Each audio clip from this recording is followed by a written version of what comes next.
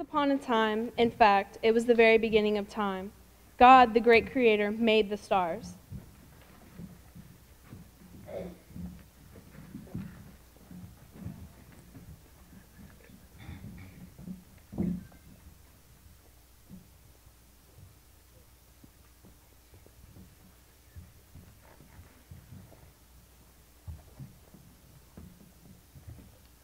Then the great creator told the stars, I have a special place for each of you to shine, and a special job for each of you to do.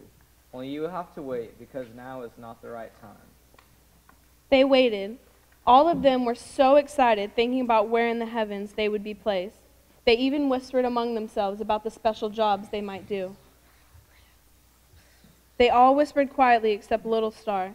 She was so excited she just couldn't stay quiet. Just think, I'm going to have a place to shine for the great creator. Quiet, you. Not so loud. Please. I'm just so sorry. I just can't help it. I'm just so excited, it's just hard to be quiet. Just think, Twinkle, you and me shining for the great creator. I know. That's a really big job.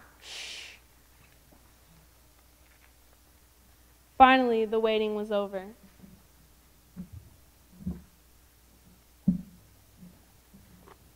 One by one, the great creator took each of the stars and showed them exactly where and how they were to shine for him.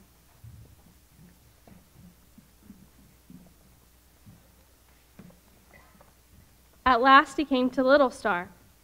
Thoughtfully, he looked down at the excited one. Do you really want to shine for me, Little Star? Yes, sir. I want to shine for you so much, anywhere, anytime. Good, because I have a very important job for you. Only you have to wait, because now is not the right time. And with that, the great creator was gone. Little Star was confused. She didn't know what to do. She looked into the heavens where all the other stars were shining and felt very much alone. Did you hear what happened to Little Star? No, do tell. She wasn't placed. She wasn't placed. How could that be? Everyone else was. Far be it from me to say that the great creator could ever make a mistake. But do you remember who was so noisy when we were waiting in line for our job assignments? Oh, yes, that's right. Just terrible. On and on the other stars talked until Little Star became very upset and frightened. She fled to her friend Twinkle. What am I going to do, Twink? Maybe the great creator did make a mistake when he made me. Maybe there was a special job after all. Maybe I'm a mistake. Now just hold on, Little Star. You know the great creator doesn't make mistakes. But what am I going to do? Let me think.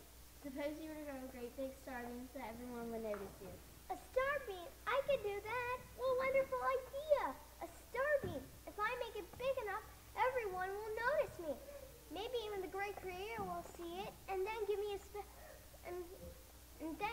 place to shine for him. Thanks, Twinkle. I gotta get busy on my star beam.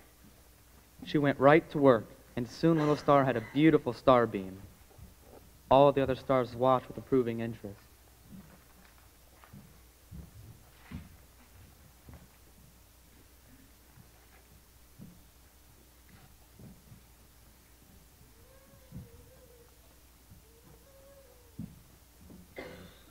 Perhaps she'll amount to something after all. Perhaps. Could be. Little Star's star beam was indeed one of the most beautiful in all of the heavens, and just as she had wanted, it caught the eye of the great creator. What do we have here, little one? Sir, I grew this star beam so I can be good enough to shine for you. That star beam is for me? Oh, yes, sir. It sure is, and I'll shine any place for you. Please, give me a chance. If it is for me, and I can use it exactly the way I want, Yes, it's yours. then may I break it off? Break it off? Why would you want to break it off? It's for you so I can shine for you. I suppose you can break it off if you really want to. Thank you, precious one. You see, I can't use you the way I intended with this star beam in the way. With enormous care and infinite love, the great creator took Little Star in his hands and carefully broke off the star beam. He put the broken little one inside his cloak right next to his heart and then went about his work. Little Star could still hear the other stars talking. Did you hear what happened to Little Star? No, you tell. But as time went by, they didn't matter anymore.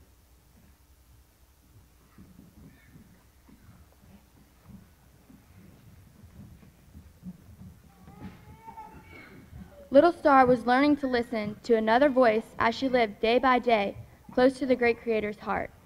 And after a very long time, the great Creator called softly to Little Star.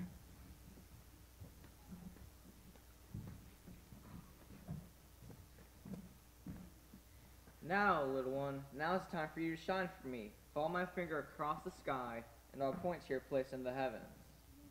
Joy filled Little Star's heart. There really was a special job after all.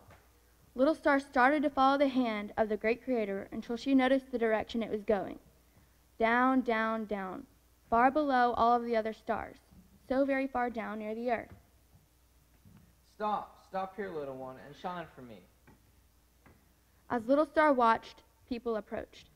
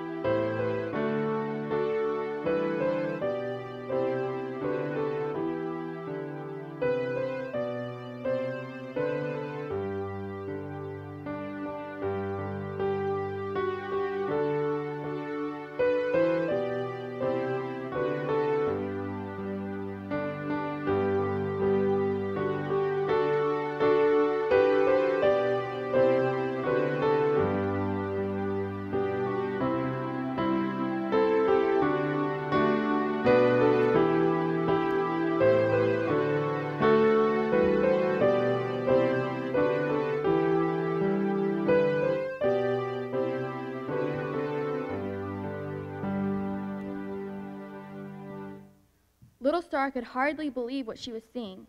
She was shining to announce the birth of the great Creator's Son, God's only Son, Jesus. She had been made for this. Little Star watched as Mary, Joseph, and baby Jesus settled down in the simple stable. They stayed there because there was no room for them in the inn.